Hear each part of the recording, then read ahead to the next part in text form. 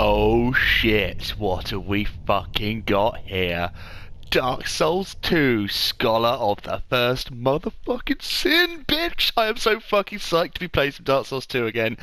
I've had such a hankering to go back to 2, and damn it, I'm going to give it a fucking go. We're going to do, just like we did for the Victory Lap of Lothric, we're going to do a full Let's Play of Dark Souls 2, Scholar of the First Sin, and we're going to call it the Drangleic Holiday. This was a name come up with, I think it was Noir, it was you who came up with that name, so full credit to Noir for coming up with Drangleic Holiday. We're on our Drangleic Holiday, Scholar of the First Sin. Right, let's get this fucking party started, bitches! So, the way I'm envisioning this playthrough to go, oh, yes indeed, I'm totally going to read all that. The way I'm envisioning this playthrough is going to go, very similar to the Victory Lap. From what I've been told, the dried fingers aren't available until the crypt, so we can't be dried fingered the entire time. This is going to be a no life gem run, so no life.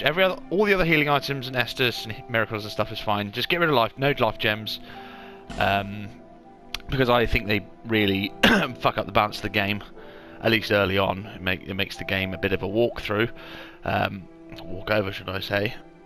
I was going to do Covenant of Champions for the entire thing, but I want to dabble in some of the other Covenants and do some PvP and co-op and things like that. Once we get into the game, I'll give you my Dark Souls story. Oh, look at that! Oh, no new information. Right, let's get this fucking that's all good. Jump controls now 3. Hell, fucking yes. Yep, I'll give you my Dark Souls story after the cutscene. We've got to watch the cutscene in silence. Perhaps you've seen it. Maybe in a dream.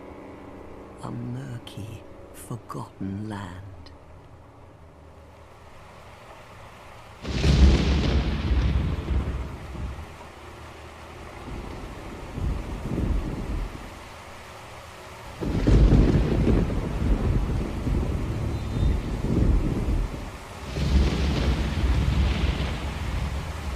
A place where souls may mend your ailing mind.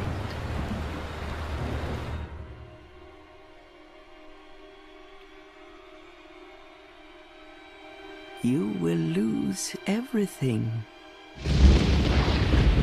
Once branded. The symbol of the curse. An augur of darkness. Your past, your future, your very light.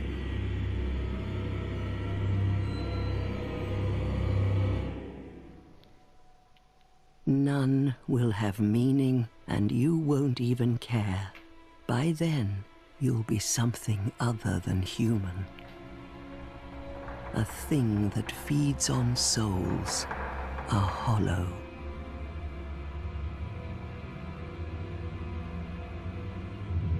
Long ago, in a walled-off land far to the north, a great king built a great kingdom. I believe they called it Drangleic. Perhaps you're familiar. No, how could you be? But one day, you will stand before its decrepit gate without really knowing why.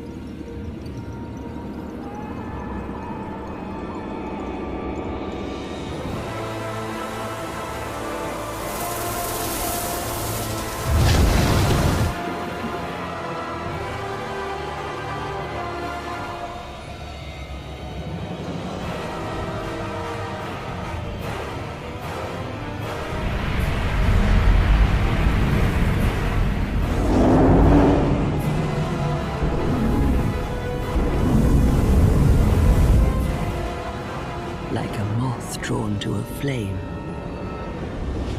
Your wings will burn in anguish. Time after time. Time after time.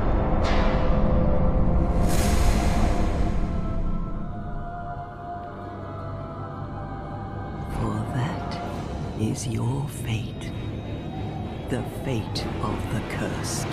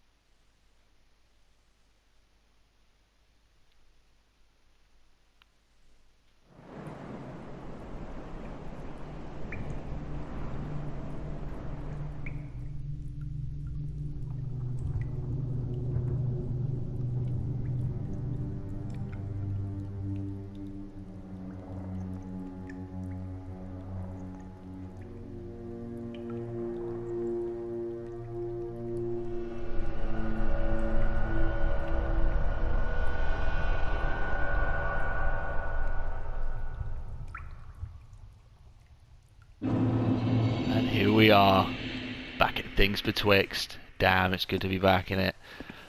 Right, so Dark Souls 2. What can we say about Dark Souls 2 before we begin? It's a controversial game, as many people will understand it to be. It is the black sheep of the family, so it receives equal amount of praise and vitriol from the Dark Souls community. The intro, I quite like the intro to Dark Souls 2.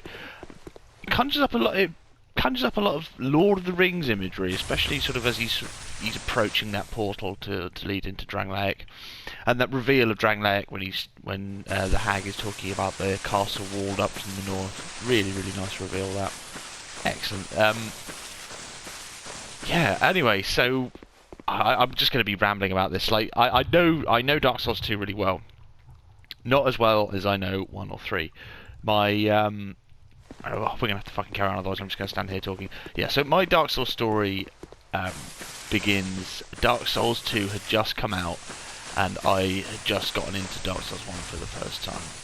And it took me about a year and a half, maybe 2 years, to finally get round to really getting into Dark Souls 1 and completing it, and getting myself into being familiar with the game and being able to, play it without needing a guide or whatever.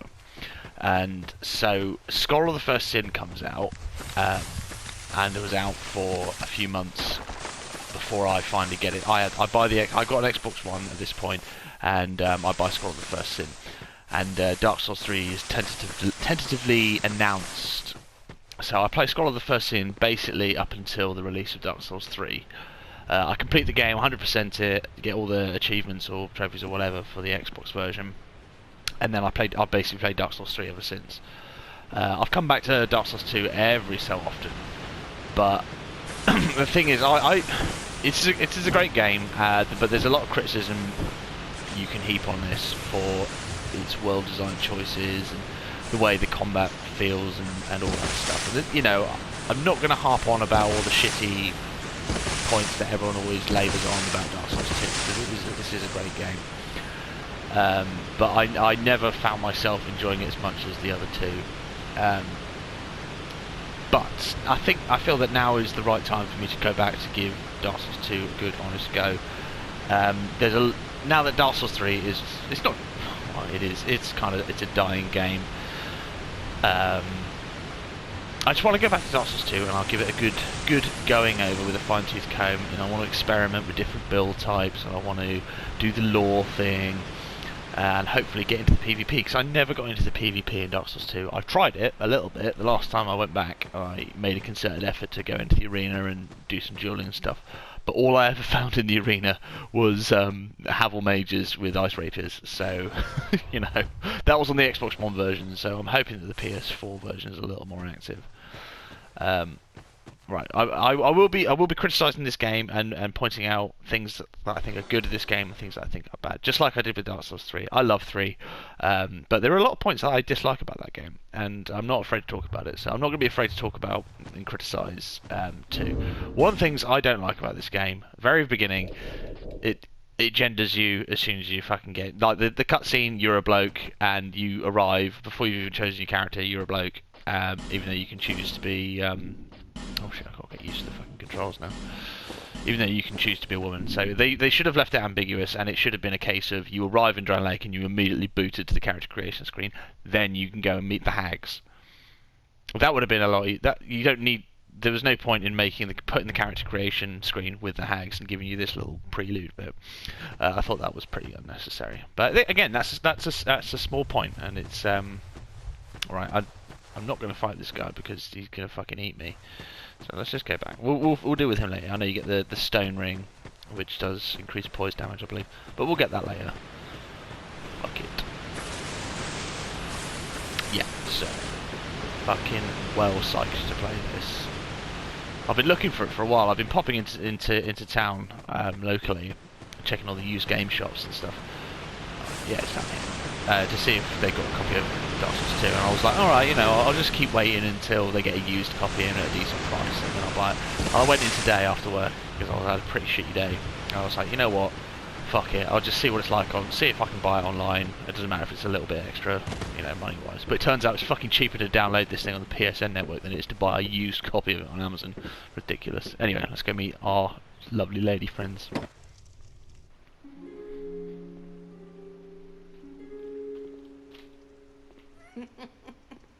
What seems to be the ruckus? Oh my, your face. The face of the curse. It's an undead.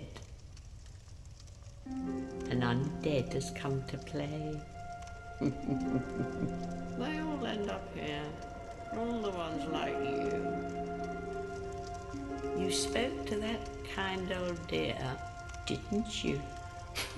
I think they're referencing the woman in the cutscene, the kind old dear, which I believe is another one of the firekeepers. You'll go hollow. Yes, you'll become one of them. Hollows prey upon men, feast upon their souls. This is the fate of the cursed.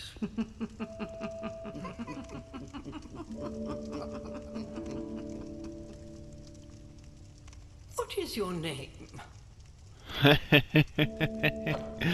Oh, alright, okay, we're gonna call, this is the Drangleic holiday, we're gonna call her Holly.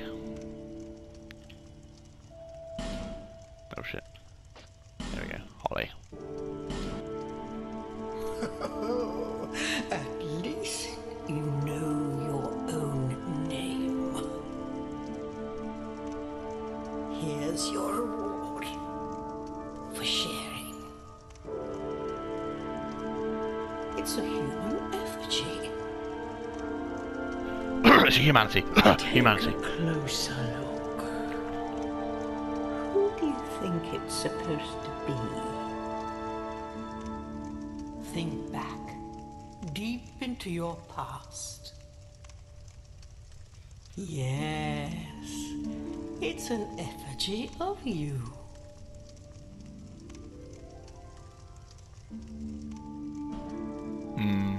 I don't like the fact they get all meta and they talk about people dying, but it's a really interesting interaction you had, because this is the first in the series where you get a sort of a proper cutscene when you get characters interacting not only with you but each other. You see the servant girl bringing the old lady's drinks and stuff like that. That's, I believe, a first for the series at this point. I don't think. Yeah, I mean, even Dark Souls 3 didn't have cutscenes of that nature. Very interesting. Yeah, and I really enjoyed the human effigy system in 2. I think that was really, because in the problem with Dark Souls 1, the problem that game had with regards to humanity and the way that worked was that unless you wanted to summon, there was almost no reason, aesthetics I suppose, but there was almost no reason to go human unless you wanted to summon. And that cut off a lot of people from the experience of the PvP and invasions and stuff. Because if you're going around hollow, it doesn't give you any extra benefit, and you can accumulate soft humanity without actually turning hollow. So you can kindle. Oh, actually no, you had to use it to kindle bonfires and stuff. Very true. But still, for a lot of people, there wasn't much of a reason to use the humanity. I don't believe. However, in 2 and 3, I think they really improved upon that, where you actively gain a benefit from using those items in exchange for opening yourself up to the PvP system. So you get your full health back by using a human effigy, or you get your 30% extra health in Dark Souls 3 while using an ember. I think that was a good system, and it really encouraged you to play with those items and use them as often as possible. Yeah, well, that's why I think that was a good improvement on the first game. Even though I like the humanity system in 1, I mean, it was a good system. Right. We're gonna be a woman. We're gonna go generic waifu build here. Right. Class. The only class. Deprived. What can we start with? Healing Words, Hammer Bones, Seed of a Tree of Giants, Bonfire Ascetic, Petrified something. Alright, well, since we're not going to be using life gems, the Healing Words won't be any good. Let's go Life Ring, because that's going to be helpful. At least very early on. We'll go for Life Ring. Oh no, we can pick nothing. Alright, well, fuck it, we'll have nothing. Just like we did in 3. This is how we started in 3. Fat waifu or skinny waifu? Medium waifu. Ripped waifu. Regular waifu. Right. Won't spend too long here. Let's oh. The faces were so unusual in 2. Like, really. So fucking bizarre. Oh, I like that hair. That's some good hair. Right, hair colour. She's gonna be a redhead. What homeland is she gonna be from? Yep, generic waifu. We're gonna go for generic waifu. Okay, that'll do. I'm not gonna spend too long.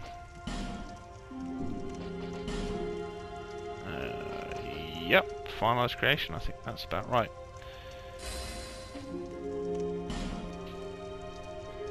All people come here for the same reason. To break the curse. You're no different, I should think. Doesn't stand a chance. Fucking shut up, bitch! Never know. I've beat this game before, I'll beat it again.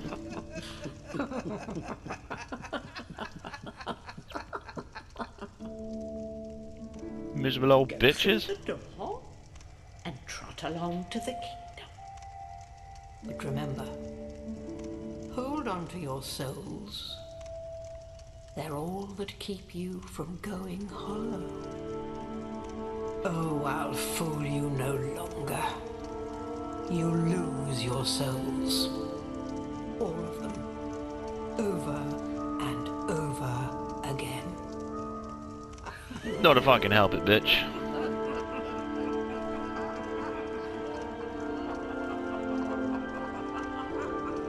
Yeah, I don't like that part. That part. It's a little too meta for my liking. The whole Dark Souls is hard meme died long before this. Right. Because I originally had this on Xbox One. This is the first time I played it on PS4. So yeah, I'm gonna get all the trophies and stuff. It's interesting. It just takes your clothes off, but you still have them, so you just put them back on. A little bit of extra defense never hurt anyone. Hello. This is a limbo. A link between Drangleic and the outer world. Fair traveller, I know that you must have a story. Why else would you visit such a place? To do my dance. This lost, decayed kingdom. Indeed. My name is Millibeth. Millibeth. The old women were once fire keepers. I am here to look after them. It is what my mother did, and her mother before her, and so on. I would honestly look for a different profession. Love, these women are clearly capable of looking after themselves. The old women would end the kingdom. Right, let's, I believe there's something else to this. Yeah, so the Firekeepers have long since retired. The ways of the gods fading from memory, one can assume. And only a scant few bonfires still. Yes, thank you. You must go on... Well, I suppose. But if your will is yet unbroken, then you may return here. To start again. So she's referring to the soul vessel mechanic where you can go and reallocate your stats. So once we get some soul vessels, we can start changing our builds up significantly. Yes, very good. Okay, so yeah, we'll be back here later on. We need to kill that ogre guy, and we need to get the sweet meme weapon, the ladle from Millibeth. But let's get going. It's sort of, it strikes a very different tone, Dark Souls 2. Yeah. Than the other two games. It's a lot more. I don't want to say generic because that makes it sound like I'm decrying it, but it's a lot more. At least this intro part really conforms more to sort of what you'd expect for a third-person action RPG. At least I think. Right, so we can got our first bonfire. We can attune our spells, burn a human effigy. I was always a little confused as to how the burning a human effigy thing works. So I presume it's a case of if you don't want invaders for a set period of time, you burn a human effigy and you cut yourself off from co-op, but you also don't get invaded. I believe.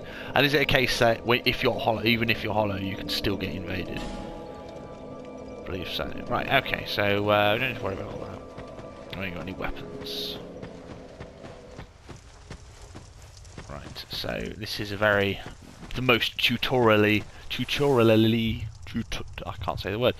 A very tutorialish level. The things betwixt, I'm not sure that I think it really fits with the tone of the game. It's very spelled out for the player. Whereas in 1 and 3, the tutorial area was very much integral to the actual lore of the game, I suppose. Yeah. Die hollows, right? We won't be lighting the sconces just yet. In Scholar of the First Sin, I never played vanilla. I never played vanilla Dark Souls 2. Just to get that out there now. But I believe that in vanilla 2, the sconces did absolutely fuck all, apart from teach the player about light sources and whatnot. But in Scholar, it will summon a red phantom, I think. Yeah. If you like all of them, but since we don't have access to all the areas and things with Tix just yet, there's no real point. We'll be back here later. Ah, we can see the sex change coffin with the ogre. So they closed off that particular tree. Interesting. You look around, very reminiscent of Ash Lake, with all these pillars and these massive, great big trees, arch trees potentially holding up. The base of the world. Very reminiscent. I mean, I don't like the way that this level was inserted into the game as a very sort of spelled out tutorial area, but aesthetically and fitting with the lore of the game, I think it looks quite nicely. Yeah. Fucked hollow. Yeah. Oh yeah, I forgot you could two-hand your fists. Oh, that's hilarious. Right, okay. Behind enemy, back critical. Right, let's get our dagger.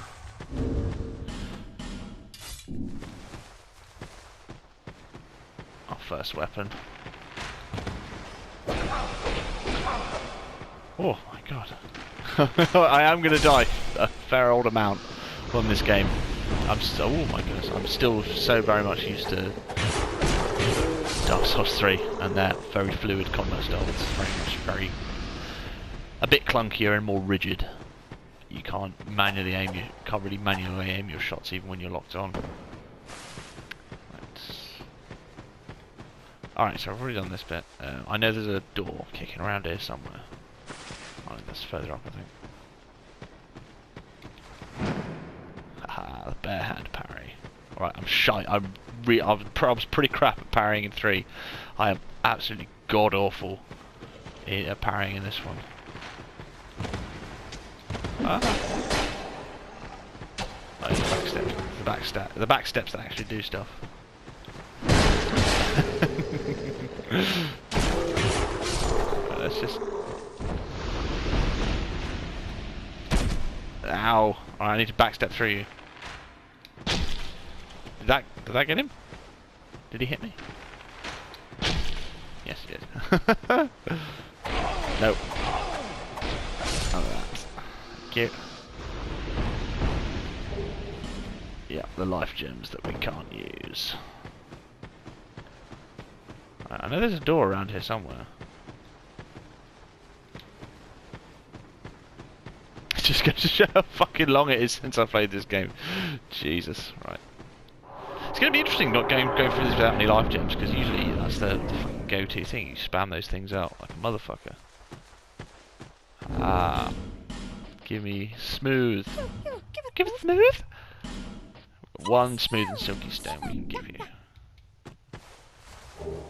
Fire Drake stone. Very good. What the fuck? I can't remember, in all honesty. Imbues weapon with fire. Right. An altered state of Titanite used to imbue weapons with fire, or to provide fire reduction to shields. Sorcerers of the Melfian Magic Academy once attempted to imbue Titanite with various elements, but are said to have failed. Someone must have succeeded, though. What else would explain the stone? Yes, indeed. See, the Melfian Magic Academy and Volgan, they talk about the city of Volgan. It always conjures up images of Final Fantasy for some reason. The way they talk, because they talk about these societies that it sounds like they're still active and they still have people live. There's still human societies. Oh yeah, we need to get that. There are still human societies out there, which is very much not the case in 1 or 3, where you get the feeling that this is the state of the world everywhere. That the undead is rampant and humans are sort of eking out an existence amongst all these undead. But the way Dark Souls 2 makes it sound is that there are still large human settlements kicking around.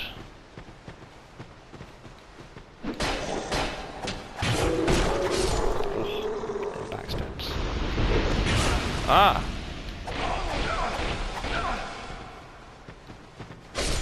Yeah.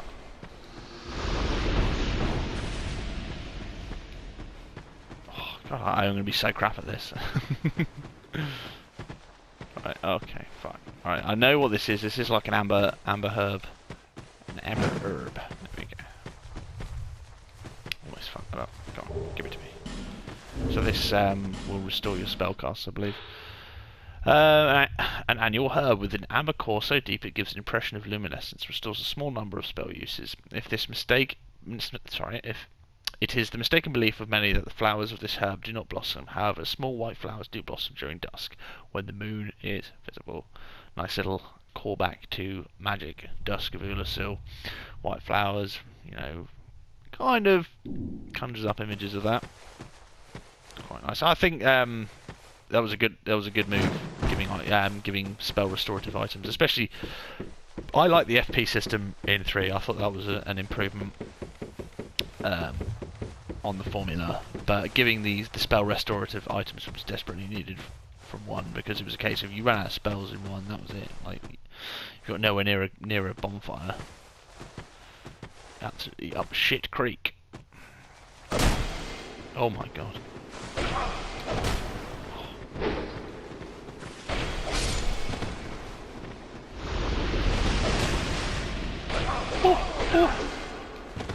So you can assume these hollows here were other travellers to Drangleic who never made it, who went hollow in things betwixt, because they're wearing the same or a similar kind of traveller garb to you. Cracked red eye orb. Fancy. Fucking annoying that they don't give you a whole red eye orb. It really reinforces the fact that they felt that dueling was the proper PvP experience in Dark Souls, whereas in 1 and 3 they really pushed home the invasions. were the way that PvP was meant to be experienced. I think they really focused on the wrong aspect in Dark Souls 2, in my opinion. I know a lot of people really enjoy the dueling scene in 2. Hopefully we can get into that and do some try-hard dueling. But I want to do some invasions as well. Defeat the Master of World. You have invaded to acquire a token of spite. The residual sins of those who have succumbed to dark temptations are contained in the form of the cracked red-eye orb. Very good. Just some generic lore there. That's the thing. A lot of the lore in 2 is very woolly. I don't want to say generic, but it sort of doesn't pertain to anything much outside of just sort of general world building. Or atmosphere building, should I say. Nothing like world building implies actual lore. Right, so I believe we've done everything here now. And we didn't die.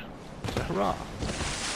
I can't go through there yet because they inexplicably put a statue there. Let's get to Medjugorje.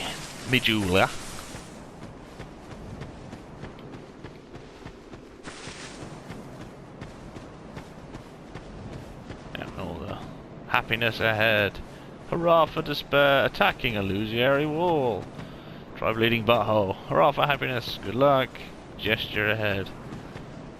Very good. Inexplicably, why this small area always has so many fucking notices in it. We come out, the glorious sunshine. I do enjoy Medjugorje. Very much enjoy Medjugorje. Right, do you reckon we can get down there without dying? We'll come back later and get that stuff. I don't want to die just before I get to Medjugorje.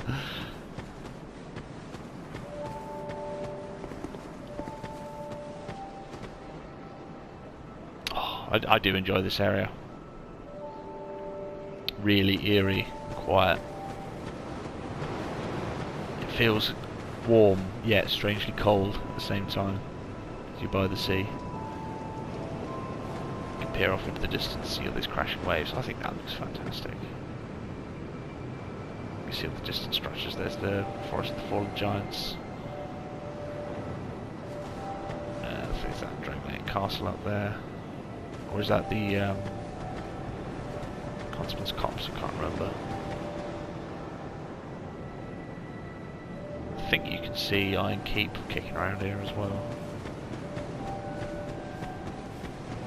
And of course the infamous Hades Tower of Flame, or Hyde's Tower of Flame. Nowhere near to where you fucking go to get there. It seems like it's like over a couple of miles away, whereas it's like 2 minutes. 2 minute walk down the tunnel.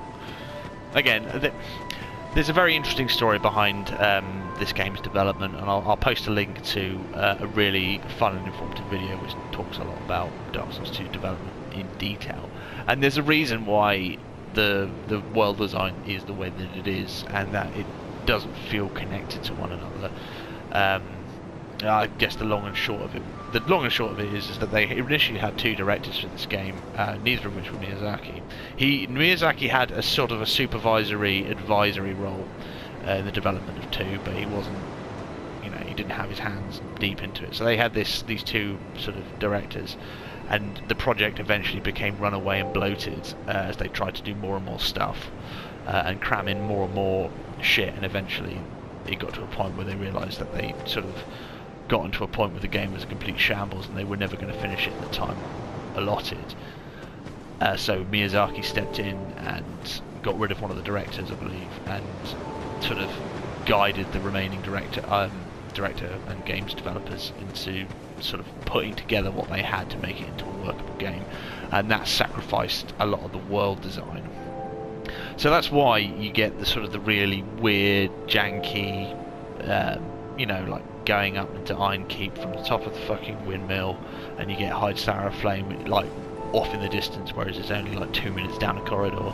That's the way the game is, and sort of once you understand that, you could sort of let a lot more of that stuff go. It's not out of laziness, it was just a case of there wasn't enough time or resources. I mean, you could say that, oh, why didn't they just delay the game and work on it, but that cost the company money, and the amount the game is going to sell compared to how much you're going to spend developing the game, you need to take that into consideration as well. the game is great as it is, but you know, we can criticise it. Absolutely, we should criticise and encourage developers to do better and to you know, meet our expectations. But you know, sometimes you have to temper your expectations and just be grateful for what you have. Hello. All right, actually, let's not talk to people yet. I've waffled on. Let's call it a part here. Shit. How do I gesture? How do I gesture? Oh god. All right. It's not that. Alright, never mind. Okay, I will figure out how to gesture and I will see you next time. So we'll talk to some NPCs and we'll start our journey. Alright guys, I'll see you later.